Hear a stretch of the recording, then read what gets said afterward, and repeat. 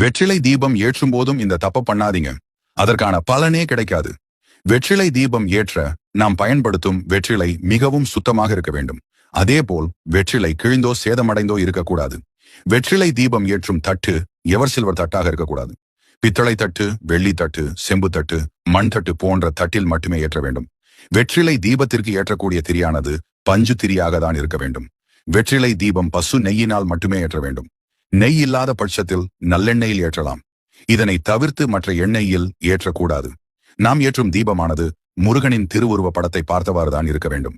வெற்றிலையின் காம்பினை அகல் விளக்கில் போட்டு எண்ணெய் ஊற்றி விளக்கேற்றும் பழக்கம் இருக்கும்.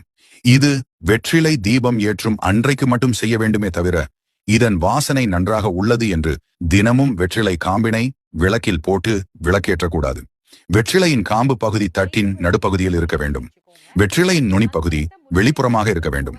வெற்றிலையை புதிதாக வாங்கிதான் ஏற்ற வேண்டும்.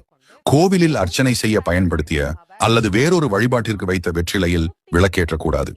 காசு கொடுத்துதான் வெற்றிலை வாங்க வேண்டுமே தவிர, இந்த வெற்றிலை மீதமுள்ளது என்று அடுத்தவர்கள் கொடுத்த வெற்றிலை அல்லது வீட்டில் மீதமுள்ள வெற்றிலையில் விளக்கேற்றக்கூடாது.